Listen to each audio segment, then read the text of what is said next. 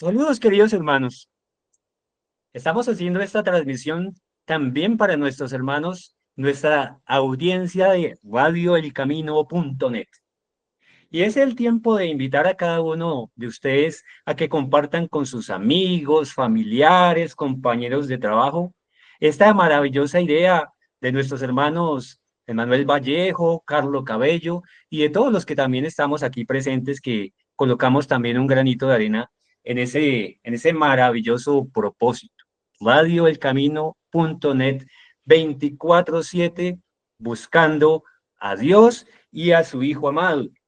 Porque un día vivo me amaba, muerto salvóme, y en el sepulcro mi mal enterró.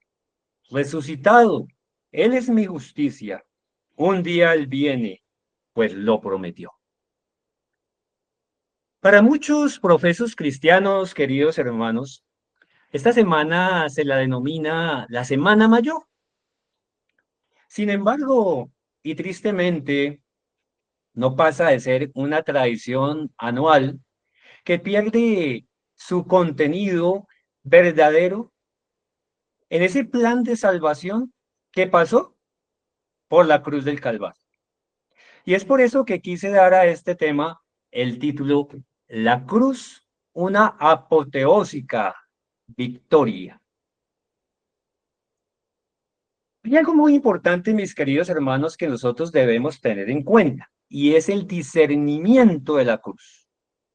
Nos dice el apóstol Pablo allí en Primera de Corintios, capítulo 2, versículo 14.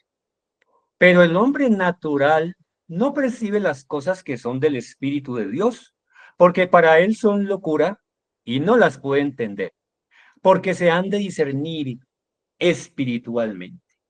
Y una de las cosas más grandes que se deben discernir espiritualmente es el sacrificio de nuestro Señor Jesucristo en la cruz del Calvario. ¿Y por qué decimos y por qué dice el apóstol Pablo que se deben discernir espiritualmente? Porque verdaderamente este sacrificio que fue literal, que el cuerpo de nuestro Señor Jesucristo fue magullado allí en una cruz, sus manos y sus pies fueron traspasados por clavos, su sien fue ceñida con una corona de espinas, algo literal, también tiene un significado espiritual muy grande, pero muy grande, y es el de nuestra salvación real, no una salvación hipotética, ni un misterio como se ha querido poner de parte de la tradición. Para el hombre natural, es decir, aquel que carece del conocimiento de Dios y de Cristo, la cruz de Cristo es parte de una historia triste, en la cual un hombre que se hizo llamar hijo de Dios murió clavado en un madero de una manera cruel y a razón de nada.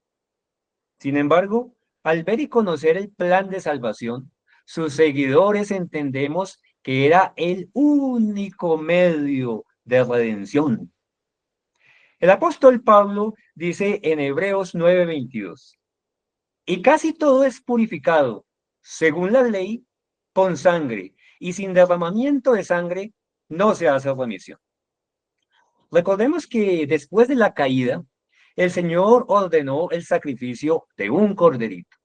Y ese corderito prefiguraba al Hijo de Dios, al Cordero de Dios que quita el pecado del mundo.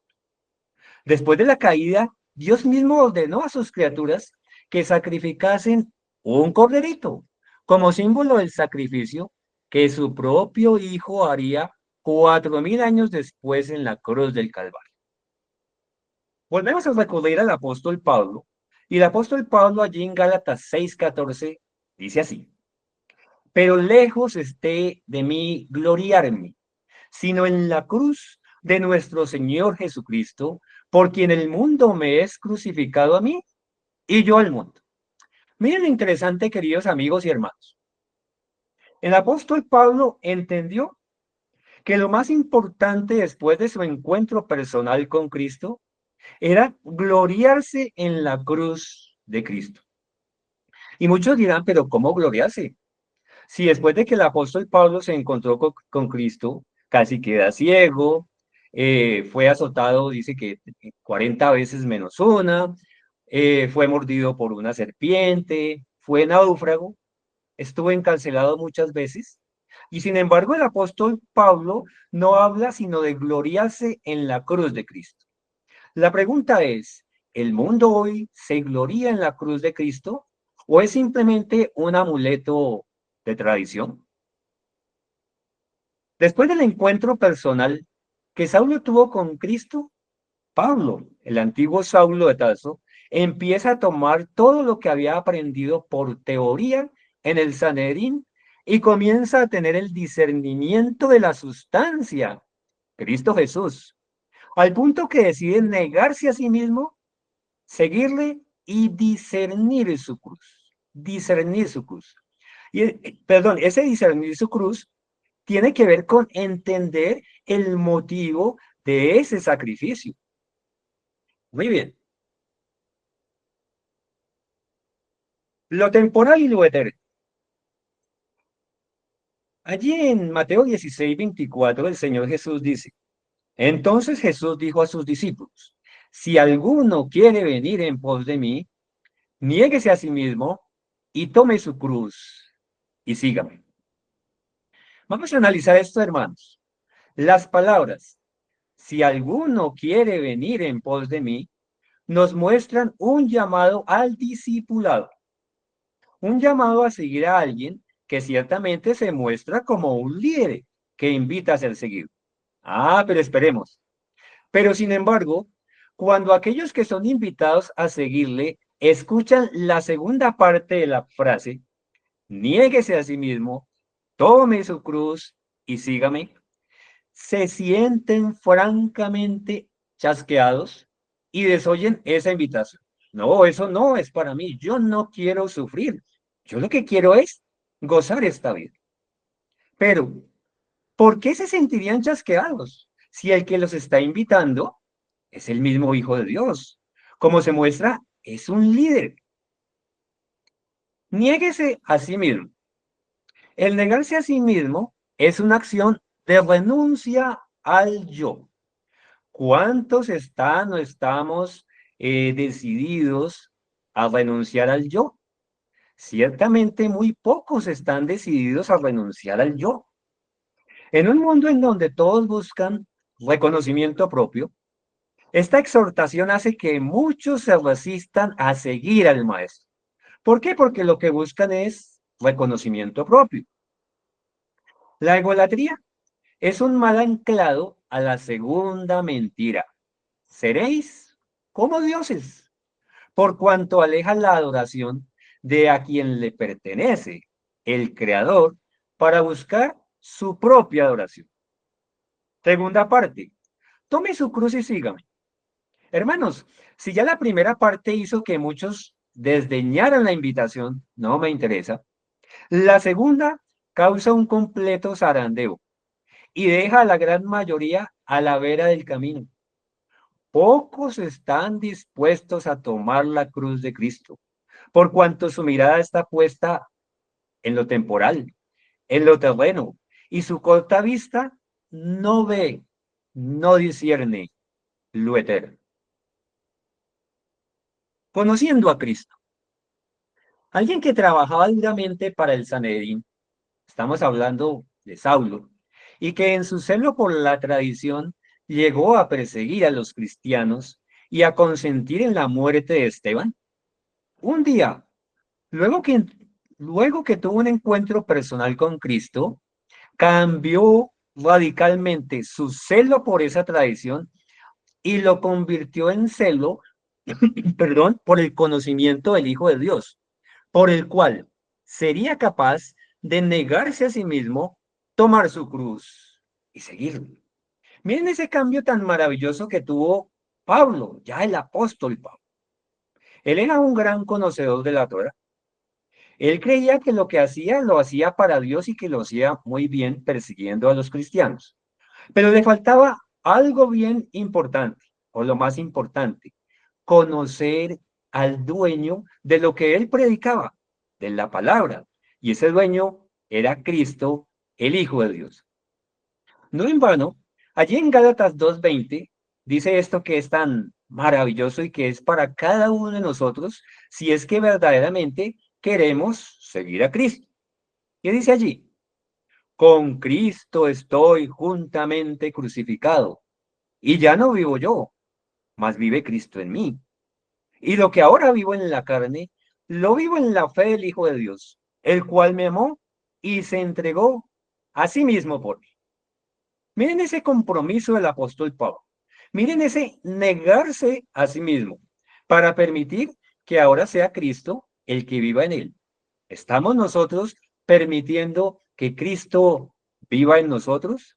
Es esta semana, como la llama el profeso mundo cristiano, Semana Mayor, una verdadera semana de entrega y de permanecer en esa entrega, o es solamente una tradición.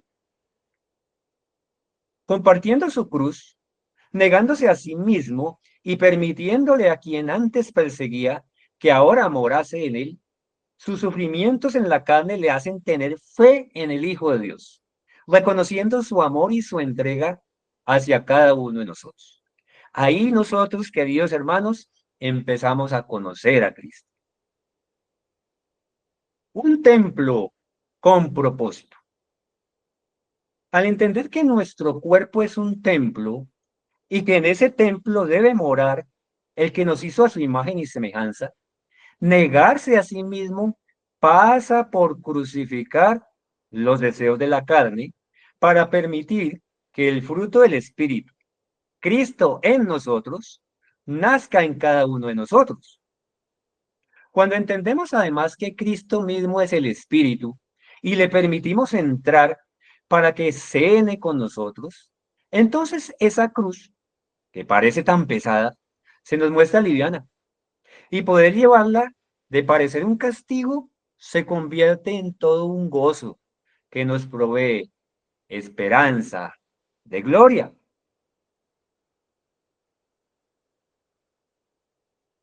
Un propósito para salvación. Vamos a ver qué dice el apóstol Pablo. Primera de Corintios 2:2. Un propósito para salvación. Pues me propuse.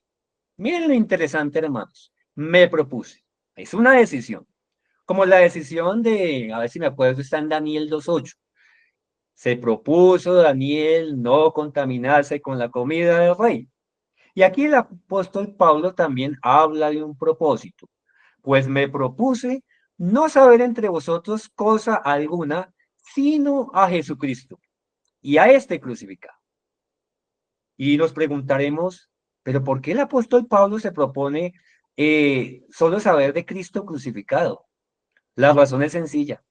Sin ese sacrificio tan doloroso, nosotros no tendríamos ninguna esperanza de salvación. Y esto ya lo había entendido muy bien el apóstol Pablo. El apóstol Pablo entendió lo importante del conocimiento del Hijo de Dios para salvación y cómo la cruz es ese paso doloroso, pero necesario para vivir por el Espíritu y vencer los deseos de la carne. Un propósito para salvación, el de saber únicamente de Cristo y de este crucificado, nos hace entender que podemos reclamar la victoria sobre Satanás, el pecado y la muerte, solo a través del sacrificio de Cristo. Porque no es por obras, sino por la justificación es por la fe, mirando a ese sacrificio maravilloso que el mismo Hijo de Dios hizo en propiciación nuestra para salvación. Pero viene la contraparte, queridos hermanos, desvirtuando el símbolo. El enemigo de Dios, la serpiente antigua que se llama Diablo y Satanás, siempre ha procurado desvirtuar las cosas de Dios y de su palabra. El enemigo se ha propuesto desvirtuar el símbolo, convirtiéndolo en un amuleto con sentido místico y desprovisto del propósito de victoria que sobre ella recae. En el monte Calvario estaba una cruz, emblema de afrenta y dolor. Y yo amo esa cruz, donde murió mi Jesús, por salvar al más vil pecador. Para aquellos que no conocen a Dios ni a su Hijo, la muerte de Cristo fue un fracaso, como lo fue para Judas, quien soñaba con los bienes y honores terrenales. Para un Pedro que hasta ese momento solo quería que su maestro se impusiese y constituyese su reino en este mundo. Para muchos de los judíos, que lo único que esperaban era un caudillo que los librase de la opresión de Roma. Los fariseos y los judíos en general le dijeron esto, Mateo 27:40, diciendo, tú que derribas el templo y en 3 días lo reedificas, sálvate a ti mismo. Si eres hijo de Dios, desciende de la cruz.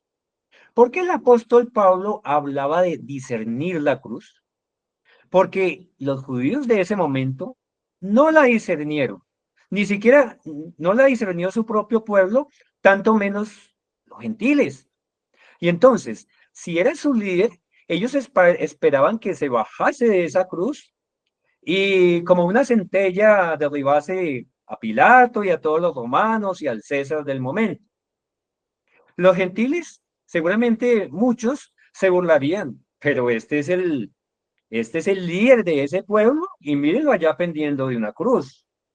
Tremendo, ¿no?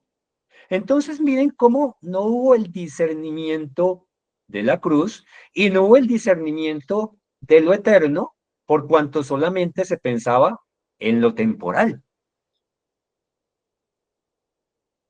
La única forma, mis hermanos, Romanos 3, 23 y 24 nos dice, por cuanto todos pecaron y están destituidos de la gloria de Dios, siendo justificados gratuitamente por su gracia mediante la redención que es en Cristo Jesús.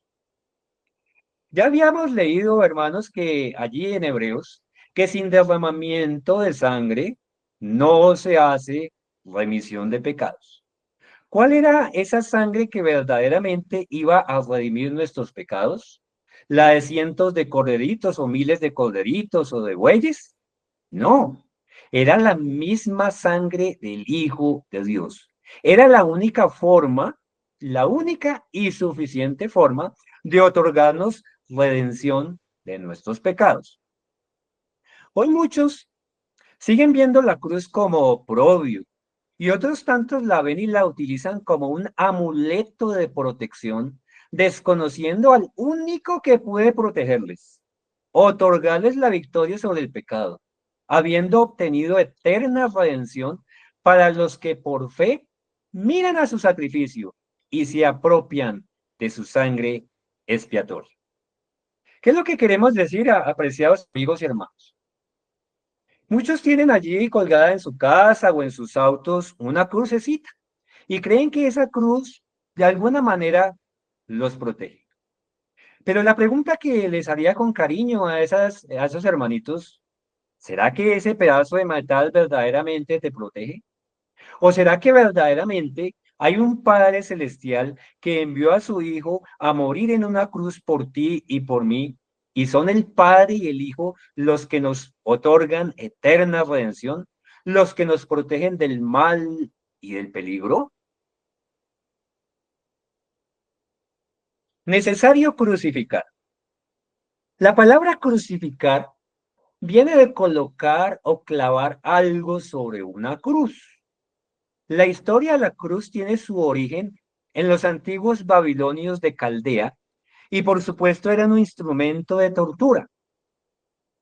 Era necesario crucificar el pecado en la carne y es por eso que el mismo Hijo de Dios tomaría nuestra naturaleza caída para vencer en la carne y con una vida de perfecta entrega y santidad dejar sin argumentos por parte del autor, por parte del autor y consumador de la fe al autor de la rebelión y la muerte. ¿Cuáles eran los argumentos del autor de la rebelión? Satanás. Que la ley de Dios no se podía guardar, que Dios era un dictador, que era imposible. Y entonces él iba a proporcionar a las criaturas una nueva forma de gobierno. Sin embargo, el Señor, que había podido destruir a Satanás en el mismo momento de su rebelión, no lo hizo por una sencilla razón. Era necesario que se mostrase todo el plan y todo el gobierno de Satanás. ¿Para qué? Para que las criaturas tuviesen de dónde escoger. El Señor dice, escoge la vida para que vivas. Sin embargo, Satanás dice, pero si tú eres, puedes ser como Dios. Mira que Dios es un dictador. Crea tus propios códigos y tus propias leyes. Y después de 4000 años de sufrimiento y dolor, cuando se llega a la cruz del Calvario, era necesario crucificar en ella el pecado de la humanidad. No solamente 4000 años antes, sino los 2000 que ya llevamos. Ahora bien, si era necesario crucificar el pecado, entonces en ese momento los ángeles y los otros mundos, ya lo vamos a ver al final, verían verdaderamente por qué el gobierno de Dios es justo, santo y bueno y maravilloso. Dice el apóstol Pablo en 2 Corintios 5:21.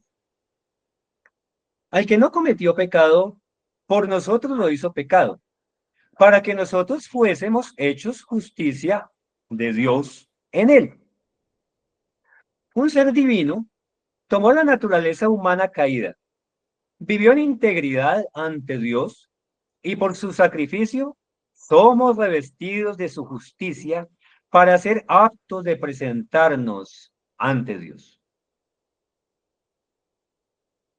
Tropezadero y locura, otro pesadero o locura. 1 Corintios 1:23 dice, pero nosotros predicamos a Cristo crucificado. Para los judíos, ciertamente tropezadero y para los gentiles, locura. Miren qué triste, mis hermanos. Para su propio pueblo, el Hijo de Dios se convirtió en tropezadero. Para los gentiles, los que no conocían nada de Dios, pues eso era locura, la cruz del Calvario. El pueblo judío en la primera venida de Cristo no conoció al Hijo de Dios, a su Mesías y Redentor. Fue para ellos una piedra de tropiezo. Para el mundo gentil, el sacrificio de Cristo es locura por cuanto no entienden su significado.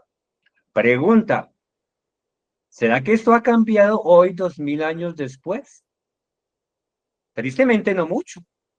Muchos de los profesos judíos de hoy siguen sin creer que, que el Hijo de Dios ya vino, sin creer que el Mesías ya vino.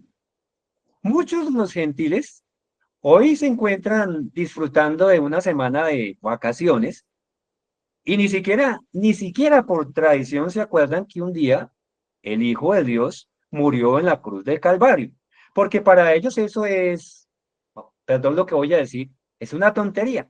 Morir en una cruz a costa de qué? Locura, ¿cierto?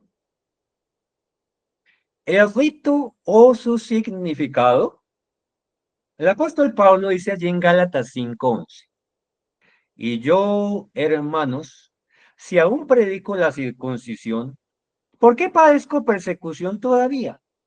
En tal caso se ha quitado el tropiezo de la cruz. ¿Qué será lo que quiere decir el apóstol Pablo ahí? ¿A qué se refiere el apóstol Pablo aquí? Se refiere a lo vano, a lo inútil de los ritos que se encuentran desprovistos o que han perdido de vista su verdadero significado. Y entonces vemos en esta semana, entre comillas, mayor, que muchos hacen peregrinaciones a lugares altos. Muchos incluso suben de rodillas, otros hasta se dan látigo, ¿cierto? Pero ¿esto le agrada a Dios? ¿Será que el Señor pide esto de sus criaturas? No, hermanos. El Señor no pide esto de sus criaturas. El Señor pide un corazón contrito y humillado y especialmente que reconozca que Él, Dios, nuestro Padre Celestial, tiene un Hijo literal, engendrado en los tiempos de la eternidad, que fue enviado a este mundo, engendrado por segunda vez en el vientre de María, tomando nuestra naturaleza humana, para así, en naturaleza humana, clavar al pecado en la cruz y en la carne. Deuteronomio 10:16 nos dice: circuncidad pues el prepucio de vuestro corazón y no endurezcáis más vuestra cerviz. ¿Qué es lo que está diciendo aquí? Que dejemos ritos insignificantes y que vayamos a la sustancia, que vayamos a Cristo, que circuncidemos el corazón. Y circuncidar el corazón es el principio de decirle al Señor cuando está allí a la puerta y llama: ven, cena conmigo, entra y mora en mí, porque soy templo tuyo. Instrumento para desterrar. Juan 12, versículos 31 al 33 dice: ahora es el juicio de este mundo. Ahora el príncipe de este mundo será echado fuera. Y yo, si fuere levantado de la tierra, a todos atraeré a mí mismo. Y decía esto dando a entender de qué muerte iba a morir. Vamos a entender un poquito esto, volviendo atrás a la historia, en, en una historia que sucedió allí en el desierto, cuando el pueblo empezó a murmurar contra Dios y contra sus siervos. Y vinieron serpientes y los mordían. Vinieron serpientes y los mordían. Entonces dicen Números 21, 8 y 9. Y Jehová dijo a Moisés: hazte una serpiente ardiente y ponla sobre un asta, y cualquiera que fuere mordido y mirare a ella, vivirá. ¿Cómo así que unas serpientes y una serpiente? ¿Cómo así que unas serpientes literales vienen y mueren al pueblo? Pero el Señor le dice a Moisés que se haga una serpiente de bronce y que quien haya sido mordido mire a la serpiente y viva. Y Moisés hizo una serpiente de bronce y la puso sobre un asta. Y cuando alguna serpiente mordía a alguno, miraba a la serpiente de bronce y vivía. Miren lo importante de este símbolo que nos hace ver hacia la cruz del Calvario, hacia Cristo Jesús. Cada vez que nosotros miramos, no al madero, sino a quien está clavado allí en el madero, podemos encontrar sanidad y salvación. Las serpientes que mordían al pueblo en el desierto por causa de su murmuración hacia Jehová son símbolo de Satanás y su veneno símbolo del pecado que lleva a la muerte. La serpiente de bronce colocada sobre un asta es el símbolo del que llevaría el pecado sobre sí en la cruz. Es por eso que quienes quisiesen salvación encontrarían simultáneamente sanidad. Miren la comparación. El pueblo era picado por las serpientes y se enfermaba y muchos morían. Pero se les había dicho que miraran a la cruz y serían sanos. De igual manera, si nosotros miramos a la cruz del Calvario, no solamente seremos sanos, sino especialmente seremos salvos. Pero ese mirar no es un mirar místico, mis queridos hermanos. Es ir a los pies de Cristo. Es reconocerlo como nuestro único y suficiente Salvador. Es por eso que quienes quisiesen salvación encontrarían simultáneamente sanidad, atraídos por la cruz de Cristo. Viéndole a Él como propiciación, serían atraídos a Él mismo. Miren esto tan importante, mis hermanos. Perdón, no quiero aquí ofender a nadie con esto, ¿no? Estos programas y estas charlas, mis hermanos, no tienen el propósito de ofender a nadie, sino de buscar la verdad en la palabra de Dios. Este subtítulo lo quise colocar: la señal de la cruz o la verdad en la cruz. La señal de la cruz forma parte de las tradiciones católicas que para ellos simboliza la fe en la Trinidad. Yo nunca aprendí a hacer eso. no, nunca lo conocí. Pero sí vi que muchos compañeros de estudio lo hacían. Y yo no entendía por qué.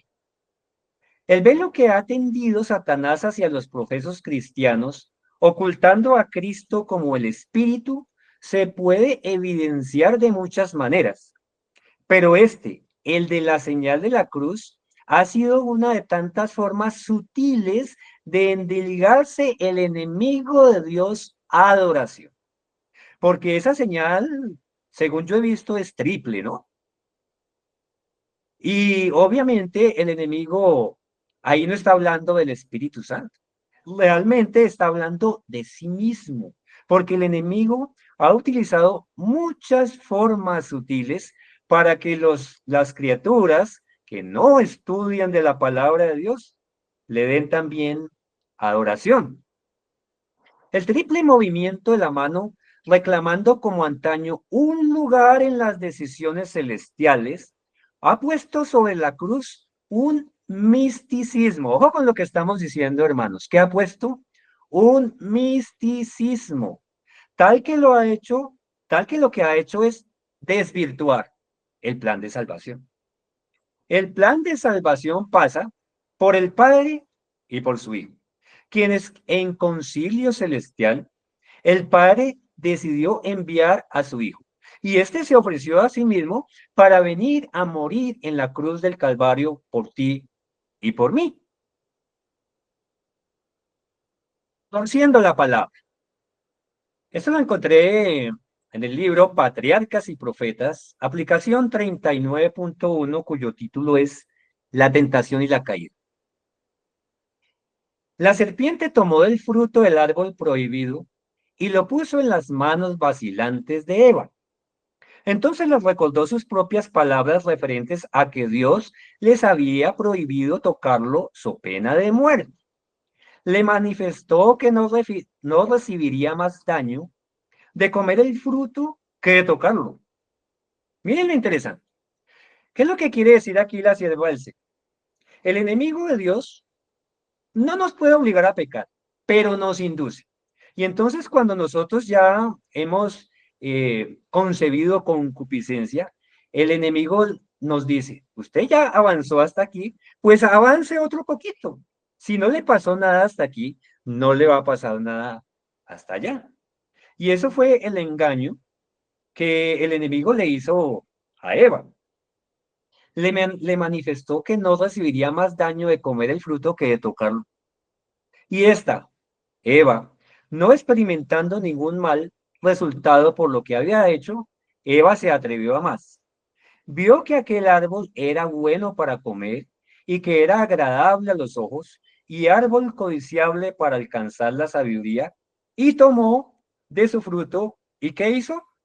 Lo comió. Era agradable al paladar. Y a, perdón, y a medida que comía, parecía sentir una fuerza vivificante y se figuró que entraba en un estado más elevado de existencia. Sin temor, tomó el fruto y lo comió. ¿Qué fue lo que hizo Satanás ahí con Eva? Torció la palabra de Dios. Le mostró a Eva un gobierno paralelo que aparentemente sería mejor que el Señor, el Creador, ya les había puesto y que tenía una felicidad a tope. Pero si hay una felicidad a tope, ¿puede haber algo por encima? Ciertamente no. Pero el enemigo los engañó. El tercero, adulterio espiritual. Cuando Eva recibe el fruto de parte de la serpiente, empezó a mirar a Satanás como deliberante de ahí en adelante en todas y cada una de sus decisiones. Era introducir a una tercera persona en una relación que debería ser fiel hacia el padre y hacia su hijo, quien le había infundido aliento de vida. Si el Señor a través de Cristo nos infundió aliento de vida, ¿para qué necesitábamos una tercera persona que viniera a endulzarnos nuestros oídos con cosas que el Señor nos había advertido que nos darían la muerte? No es casual, hermanos queridos, Y refiriéndonos a las tradiciones, no es casual que la mitificación de la cruz, relegando a un segundo plano a quien murió en ella, las simbologías como hacerse la señal y un sinnúmero de tradiciones sin sustento bíblico, todo esto arraigado a la doctrina misterio, forman parte de las argucias del enemigo para el desconocimiento de Dios y de su Hijo, y para que el mundo incauto dirija sus miradas a él, a Satanás como el verdadero Salvador. Qué tremendo, mis hermanos. ¿Será que esto no está pasando en muchos lugares del mundo donde se hacen peregrinaciones? ¿A quién están adorando? ¿Están adorando a Dios? ¿Están adorando a su Hijo? No creo, hermanos. Dador y dado. ¿Cuántas personas vemos en el plan de salvación? El centro del Evangelio, como yo siempre lo he llamado, Juan 3:16. Porque de tal manera amó Dios al mundo que ha dado a su Hijo unigénito, para que todo aquel que en él cree no se pierda, mas tenga vida eterna. Solo hay dos personas, un dador, el Padre, y alguien que es dado, el Hijo, nuestro Señor Jesucristo. Juan 6:40 nos dice así: y esta es la voluntad del que me ha enviado. ¿Quién está hablando? Jesús, que reconoce que él fue enviado y que alguien lo envió. ¿Qué es lo que dice? Que todo aquel que ve al Hijo y cree en él tenga vida eterna, y yo la resucitaré en el día postrero. Miren lo importante de la cruz, pero más allá de la cruz, de quien estuvo clavado en la cruz, por ti y por mí. El que fue magullado, el que fue azotado, al que le pusieron una corona de espinas. Miren lo importante, el que cree en él tenga vida eterna. Muchos han hecho a Cristo a un lado como hijo de Dios, porque la doctrina misterio les ha hecho ver tres dioses. Sin embargo, el plan de salvación es concebido entre un Dios y su Hijo. Y sin ese Hijo, nosotros no tendríamos ninguna esperanza de salvación. Y es por eso que de tal manera amó Dios al mundo que ha dado a su Hijo unigénito, para que todo aquel que en él cree, ¿en quién? En su Hijo, no se pierda, mas tenga vida eterna. Una dimensión infinita. Dice el apóstol Pablo en Gálatas 3:13. Cristo nos redimió de la maldición de la ley, hecho por nosotros maldición, porque escrito está: maldito todo el que es colgado en un madero. El apóstol Pablo nos muestra la dimensión del símbolo. No es un amuleto, era la necesidad inaplazable en favor del hombre de aspejar la sangre que de solo uno igual a Dios, ciertamente su Hijo, podría otorgarnos eterna redención. Filipenses 2:5-8.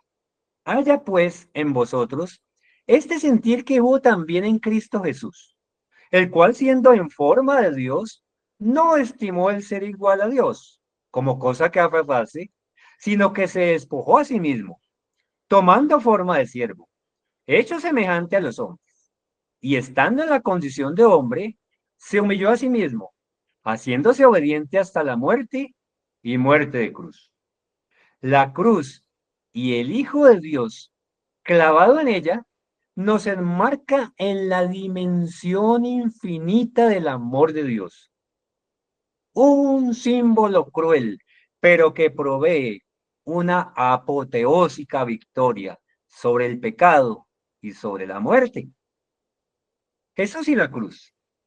La cruz desprovista de la sustancia solo pasa a ser un instrumento místico, anclado al desconocimiento de aquel que pendió de la misma, hiriendo la cabeza de la serpiente, triunfando sobre las potestades del mal y exhibiéndolas públicamente en la cruz del Calvario.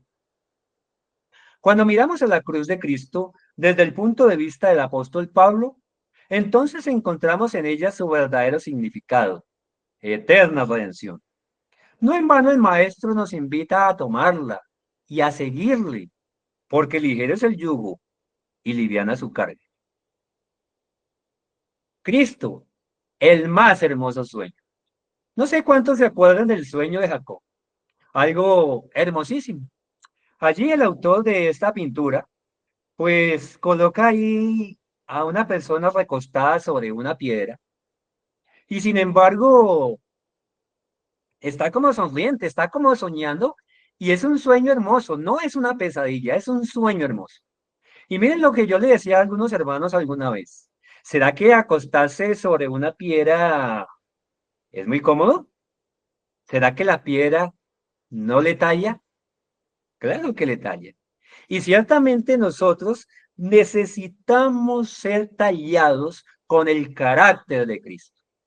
Y aquí vio Jacob esa escalera maravillosa que simboliza a Cristo Jesús, por la cual suben, descienden los ángeles de Dios, y es la única que nos puede colocar de nuevo en la presencia de nuestro Padre Celestial. Recordemos lo que dice allí Génesis 28:12. Y soñó. Y he aquí una escalera que estaba apoyada en tierra, y su extremo tocaba en el cielo. Y he aquí ángeles de Dios que subían y descendían por ella. Conexión. En el monte Calvario estaba una cruz, emblema de afrenta y dolor. Y yo amo esa cruz donde murió mi Jesús por salvar al más vil pecador. Miren aquí, por ejemplo, en comparación, vemos un extremo de un lado y vemos un abismo y otro extremo. Pero para cruzar de un lado al otro se necesita este madero, símbolo de la cruz. Para pasar de este mundo cruel, de tinieblas y oscuridad, a un mundo donde se recreará el Edén, necesitamos la cruz. Pero más que esta cruz, necesitamos al que murió en ella, al Hijo de Dios. Por eso debemos ir por fe a Él. Él es nuestra conexión con nuestro Padre Celestial. Justicia y misericordia. Esto lo he colocado muchas veces, mis hermanos. Ya es hora. Los acontecimientos del tiempo del fin están delante de nosotros. Vamos, hijo, ya es hora. Es hora de reclamar el dividendo de la cruz. Vida eterna en Cristo Jesús, Señor nuestro. Esto lo encontré en el deseado de todas las gentes, aplicación 706.1. Y le coloqué como subtítulo Fiel al compromiso. Dice ahí la sierva del Señor. Cristo no entregó su vida hasta que hubo cumplido la obra que había venido a hacer y con su último aliento exclamó, consumado es. La batalla había sido ganada. Su diestra y su brazo santo le habían conquistado la victoria. Como vencedor, plantó su estandarte en las alturas eternas. ¡Qué gozo entre los ángeles! Todo el cielo se asoció al triunfo de Cristo. Satanás, derrotado, sabía que había perdido su reino. Imagínense, hermanos, como mucha gente piensa que la cruz fue locura y el Señor se hubiese bajado de la cruz y había podido hacerlo.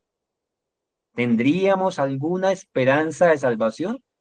No, hermanos, no tendríamos ninguna y Satanás habría vencido. Y es por eso que la cruz es un símbolo cruel, pero tiene una victoria apoteósica. Y dice que los ángeles se gozaron, que todo el cielo se asoció al triunfo de Cristo. Satanás fue derrotado y en ese momento supo que había perdido su reino de maldad y de pecado. Esta es una necesidad, su necesidad. Ahí en el mismo libro, aplicación 706.2 y 706.3, dice ahí la sierva del Señor. El clamor, consumado es, tuvo profundo significado para los ángeles y los mundos que no habían caído. La gran obra de la redención se realizó tanto para ellos como para nosotros. Ellos comparten con nosotros los frutos de la derrota, no, de la victoria de Cristo. Hasta la muerte de Cristo, el carácter de Satanás no fue revelado claramente a los ángeles ni a los mundos que no habían caído. El gran apóstata se había revestido de tal manera de engaño que aún los seres santos no habían comprendido sus principios, no habían percibido claramente la naturaleza de su rebelión.